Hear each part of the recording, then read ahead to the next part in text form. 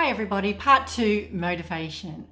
So we talked a little bit yesterday about getting off that treadmill and thinking about your goals.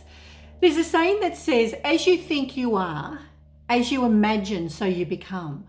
So guys, I hope you spend a lot of time imagining about the things you want to achieve in your life, because nothing has come about in this universe without imagination. So it's so important that we start imagining the person we want to become, the things we want to achieve. But what's interesting about life is stuff happens. Things that can throw us off course. And I call these things the speed bumps of life. Now, these are quite horrific things. It could be a death in the family. It could be your dog has passed. It could be your child had an accident and is now paraplegic.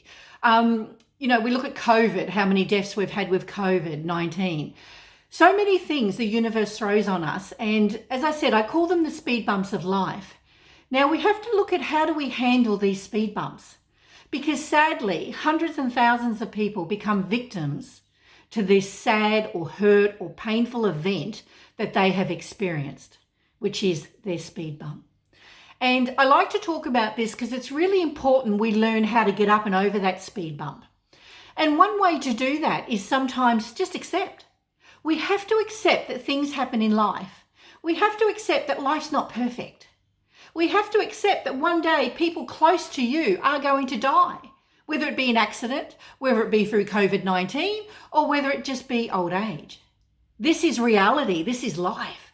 So there's no point sometimes getting so emotionally involved and so upset and angry that you can't move on from it.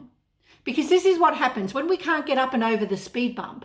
We get in this situation where we can become very angry, hurt, and then we become depressed. And then we're finding it hard to get out of bed.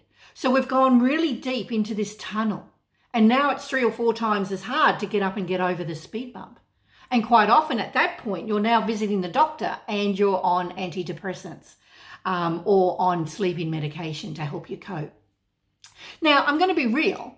We just can't snap our fingers and get out of this or change our mood or get over the speed bump as quick as we'd like. For some people, it can take weeks, months, or years.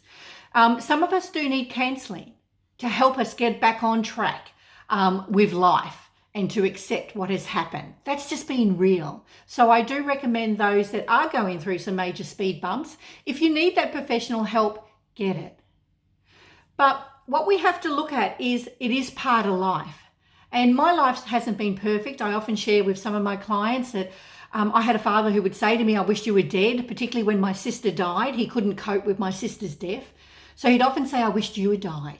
He started beating me up, nearly even threw me out of a 3-story window. So I have the scars. I have the insecurities because of that. But we have a choice. We can choose to get up and get over it. We can choose not to be the victim to it. We can choose to understand why. Why did I go through what I did? Why am I experiencing this pain and suffering? If you can understand the why, quite often you can heal and get up and get over it. But when we don't understand that why, sometimes we can be a victim. And I never forget, I had this one young boy who said, well, ma'am, can I ask why, did your dad do what he did? Why? And I explained to him how it took me many years to work it out. But it hit me one day like a ton of bricks. My dad had a favourite. It was Thea, and it wasn't me.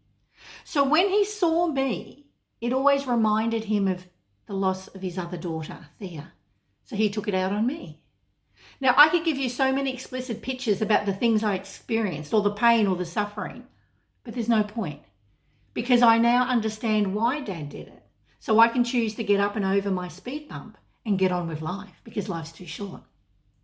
So we all have choices. Now, when we look back to your dreams and goals that we discussed in the other part, we have choices in whether we're going to achieve those goals. And the first choice is no choice. Now, guys, be careful, because a lot of us have dreams and goals, but we make no choice towards achieving them. We choose to sit in our lounge room and go, it's all too hard. I don't want to do it.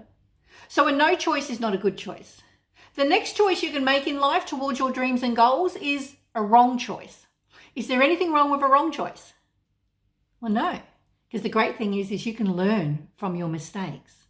But be careful, guys, because hundreds and thousands of people today don't learn from their mistakes. They keep making the same mistake over and over again.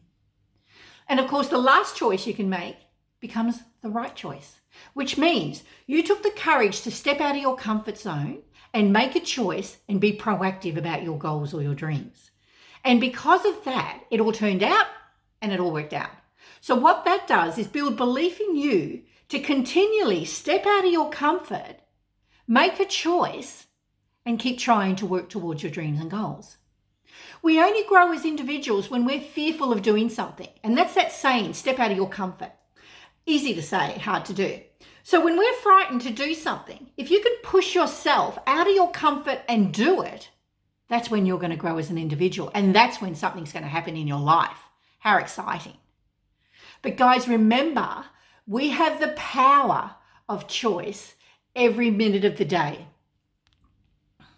We have the power of choice to, when we wake up every morning, to choose to be happy, choose to be sad. We have the power of choice to be proactive, not proactive. We have the power of choice every minute, whether you're going to be a positive person or a negative person. So just remember, you have that power every minute to change a choice, to change a path, and it's usually all here. So guys, we've covered the journey of life. We've covered the speed bumps. We've covered we have to accept that things happen, whether we like it or not. We've learnt there's 3 choices we can make in life: to get on with it or be a victim. And my advice is don't be a victim. Because guys, when you're a victim, all you're doing is feeling sorry for yourself and you're wallowing in your own self-pity. You'll lose a lot of friendships. No one likes being around a person who's been a victim.